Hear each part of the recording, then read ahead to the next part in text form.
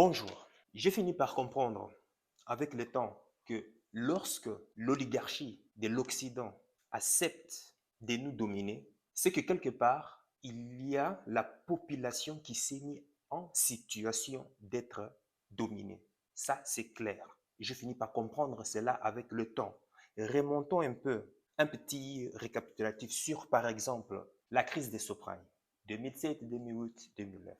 Qu'est-ce que la population n'a pas fait? L'Occident, même aux États-Unis, en Amérique, tout est consort, ils n'ont fait que, la population n'a fait que pointer du doigt, les banquiers nous ont arnaqués.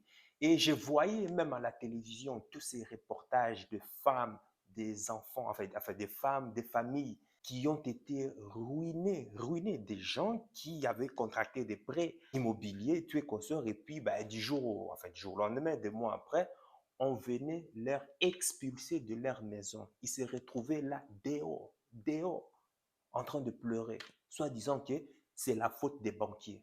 Et j'ai regardé les reportages, les interviews. À chaque fois, je voyais toujours, en fait, tu voyais toujours en général, c'était toujours la population, le peuple moyen, soit des hispaniques, des blacks, des asiatiques, des caucasiens, en fait, des gens moyens, quoi, en fait, la population moyenne. Et bizarrement, il y avait même aussi des banquiers aussi, certains, enfin banquiers, des agents qui travaillent dans des banques, hein, des agents des commerciaux, qui ont été aussi, qui se sont fait aussi arnaquer. Et tous, mais tous, de chez tous, pointaient du doigt la faute banque, la faute aux banques, la faute aux banques. Oui, ok, la faute aux banques, oui, mais quand toi, on te fait signer un contrat, hein, la crise des subprimes, ce sont des prêts, les subprimes, ce sont des prêts bidons, taux variables, hein, qu'on faisait signer à des gens, hein, avec des produits un peu vraiment très, très compliqués. Et puis, qu'est-ce qui est arrivé? Je vais t'expliquer c'est quoi, pour faire tout court. Tu fais signer un contrat pour contracter un prêt immobilier et on te dit, ben, écoute, voilà, tu signes ici, c'est un exemple, tu vas par exemple rembourser 1000 $ par mois. Tu rembourses 1000 $ par mois. Pendant 6 mois, tu auras un taux fixe à 5-6% dans 6 mois. Et après les 6 mois, un tout petit caractère, et généralement, c'est toujours des très petits caractères lorsqu'on te fait signer ce genre de contrat, eh bien, les taux passera des taux fixes à un taux variable, peut aller de 11% et plus. Et puis, tu as le citoyen, monsieur lambda, tout consort qui vient, qui s'apporte, et lui, signé. Pourquoi on lui a contracté une personne déjà en état d'irrégularité, déjà en état déjà d'incapacité de pouvoir contracter des crédits. Ben, on lui donne la maison de ses rêves. Le monsieur est content, madame est content, ils vont bien faire l'amour, faire des jolis petits enfants. Mais ce qui ne sait pas, c'est qu'après les 6 mois, l'envers du décor l'envers du décor a débuté. Et 6 mois après, les taux qui vont jusqu'à 11%, monsieur qui se retrouve en incapacité de pouvoir rembourser, de pouvoir respecter son engagement. Et puis, bing, en incapacité, eh bien, désolé, huissier de justice, on te met dehors. La faute au banquier, non. C'est ta faute à toi.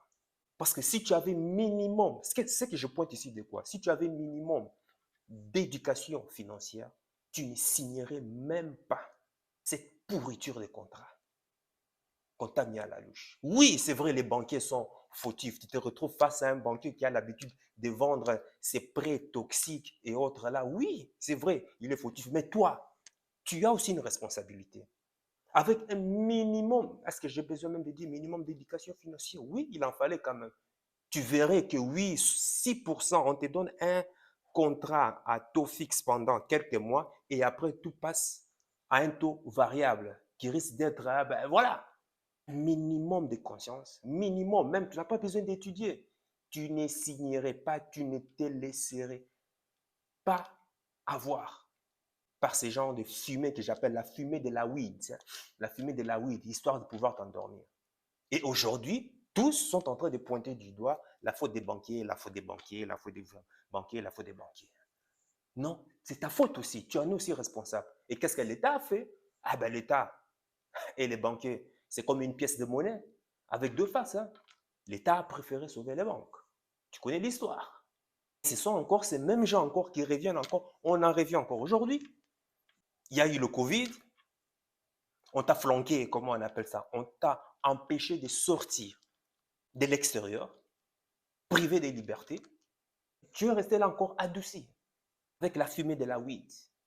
La fumée de la weed, c'est quoi? Eh ben, l'État te promet, ben voilà, tu restes à la maison, je vais te payer.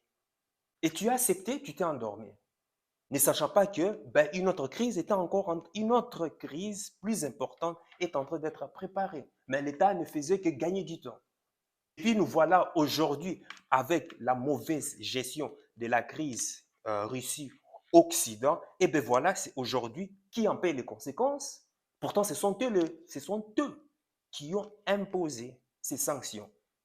C'est le citoyen moyen. Quand l'Occident va détruire le pont, comment on appelle ça, comment on appelle ça, foutre, saboter les installations de Nord Stream. Mais les gaz, à qui en profite le À qui hein? À qui profitent ces gaz? C'est moi et toi, c'est les citoyens normaux. Et aujourd'hui, tout augmente. Pourtant, ce sont eux qui ont pris des sanctions. Et bizarrement, qu'est-ce qu'on vient me dire aujourd'hui? On vient me dire, récemment, j'apprends que certaines personnes sont contentes. Ah, indexation des salaires de 10%. C'est pour pouvoir comment on appelle ça, subvenir, c'est pour pouvoir, ben, voilà, bien gérer la crise vu que tout augmente. Ben voilà, on a augmenté nos salaires. Mais dis, c'est de la foutaise ou quoi? On te met encore de la fumée, de la weed encore pour t'endormir. Depuis quand est-ce que l'augmentation des salaires a permis de résoudre, comment on appelle ça, a permis de résoudre l'inflation? Et ça, je te parle de ces cas ici précis, ça se passe en Belgique. Indexation de 10%, tout le monde est content. Indexation de 10%, bon, ça fait à peu près combien? 100, bon, 10%, 100 euros, 200 euros. Mais est-ce que tu sais combien l'inflation, est-ce que tu sais quel est le pourcentage de l'inflation actuellement? Pour 100 et 200 euros, la vie est, le coût augmente entre 500 et 600 euros. Que vaut 100 et 200 euros entre 500 et 600 euros? À quoi ça va servir? Et tant bien que mal, ils sont en train d'augmenter les salaires. Tu sais ce qui se passe? Eh bien, quand on augmente le salaire, bon, déjà, on va voir, c'est quoi l'indexation? Je vais regarder sur Internet. Comme ça, tu sais que je ne raconte pas de conneries. Ils disent, les salaires peuvent être indexés, ce qui signifie que dans la plupart des cas, un salaire brut plus élevé. OK? Bref, continue. C'est quoi l'indexation des salaires? Le principe de l'indexation des salaires est simple. Lorsque les prix des biens et services dépassent un certain seuil, ce qu'on appelle l'indice pivot, la plupart des salaires sont automatiquement augmentés. Donc, ce mécanisme garantit le maintien de votre pouvoir d'achat malgré la forte hausse de l'inflation et la hausse du coût de la vie qui en découle. Cette indexation des salaires est généralement prévue dans les conventions collectives de travail par secteur. Bref, tu connais l'histoire. Bon, est-ce que c'est identique pour tout le monde? Le site dit que la vie a beau être devenue plus chère pour tout le monde, l'indexation des salaires diffère d'une personne à l'autre. Les employés dans la fonction publique et les personnes bénéficiant d'allocations sociales, par exemple une pension ou une indemnité d'invalidité, bénéficient d'une indexation automatique de 2% en cas de dépassement de l'indice pivot. Bref, je te laisse la suite. Tu as très bien compris. Tu vois que je ne raconte pas des conneries. Donc, en plus de cela, ça va plus, les personnes qui vont plus en bénéficier, je crois, c'est plus le secteur public et puis tout est consort. Apparemment, ce n'est pas tout le monde qui bénéficie de cette indexation des salaires. Oui, 100 euros ou 200 euros d'augmentation. Mais la vie, le coût de la vie, le pouvoir d'achat, regarde tout ce que tu sors quand tu vas faire tes courses. Combien tu en as pour 500, 600 euros? À quoi ça sert l'indexation du salaire? Ça ne sert à rien. Indexation de salaire, c'est encore de la fumée, de la weed qu'on te met sur pour pouvoir t'endormir. En quelque sorte, pour que tu ne puisses pas révolter. Et bon, d'ailleurs, de toute façon, je ne cautionne pas la révolte ou bien la protestation à la rue parce que de toute façon, ça ne sert à rien. Et puis, quand il y a indexation des salaires, qui va payer, à ton avis? Ben, c'est le patron, ce sont les entreprises. Hein. Ça leur coûte. Ça leur coûte de l'argent. Les industriels, ces entreprises, ça leur coûte de l'argent. Tu crois qu'ils sont cons? Si ça leur coûte, qu'est-ce qu'ils vont faire?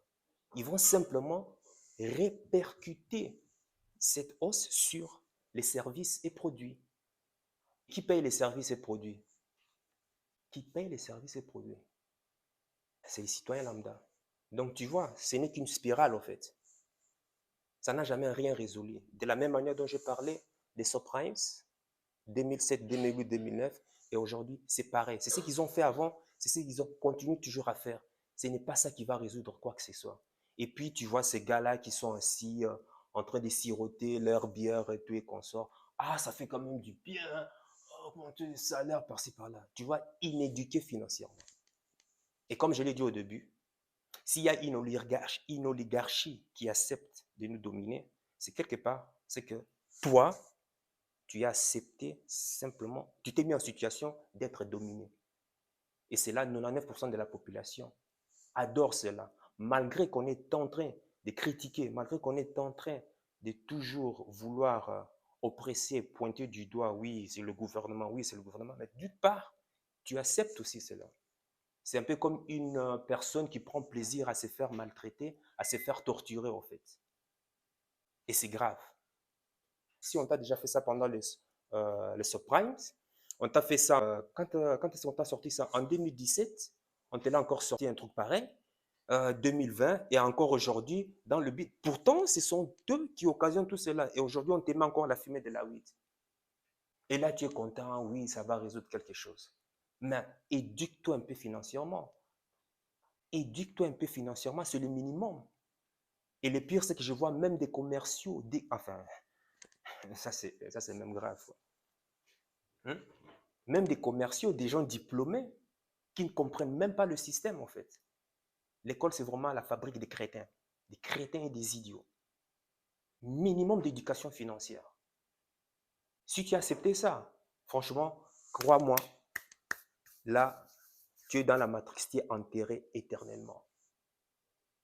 Mais si tu sens qu'il y a quelque chose qui sent mauvais, ben oui, va minimum te renseigner, va sur Internet, va te renseigner, va voir, suis l'histoire de toutes ces crises.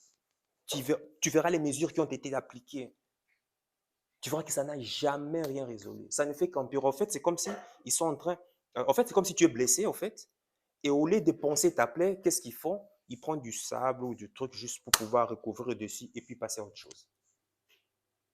Et toi, ça va simplement te maintenir dans cette barre. Regarde, ils ont augmenté, ils ont augmenté les salaires. Mais qu'est-ce qu'il y a eu après?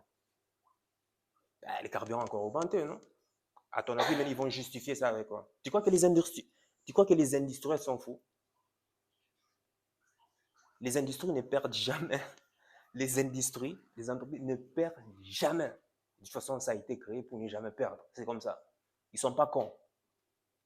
Ils vont toujours répercuter l'argent qui sort sur le consommateur final. Alors, réveille-toi, ne t'endors pas. Moi, je ne recommande pas d'aller protester à la rue. Ça ne sert à rien. Ça n'a jamais rien résolu de toute façon. Ne me crois pas. Il faut suivre l'histoire. C'est l'histoire qui dit tout. Mais ce que moi je préconise, c'est que je puisse au moins créer tes business. En fait, tu n'as même pas besoin de créer tes business, tes consorts. Il y a plein de solutions pour pouvoir te permettre de générer des revenus alternatifs afin de pouvoir avoir le choix. Ça commence déjà par là, avoir le choix. À partir du moment où tu as le choix, tu peux faire tout ce que tu veux ta vie. C'est tout. Ceux qui veulent la liberté financière, ceux qui veulent je ne sais pas quoi ou autre chose, c'est leur problème. Mais c'est d'abord, en premier, c'est d'avoir le choix. Tu n'as pas besoin d'être un crack. Et j'en donne aussi plein de solutions. Tu peux même voir ailleurs, va sur YouTube, va lire des livres. Il y en a plein, il y en a des tas. Mais sniffer la fumée de la weed que le gouvernement belge, je précise bien belge, est en train de te foutre devant ton nez, c'est que tu es toi-même responsable. Mais ne viens pas te plaindre. Et tu m'en diras 10 ans, 15 ans plus tard, quand tu reviendras encore regarder cette vidéo, tu diras que, ah ben voilà, que j'avais raison. Mais voilà, sur ce, moi je te demande franchement, ce n'est pas au gouvernement, ce n'est pas le gouvernement qui va te permettre de prendre en main ta vie financière, il n'y a que toi et personne d'autre. Et sur ce, sache que ton cœur sait déjà ce que ton cerveau essaye de comprendre. Porte-toi bien.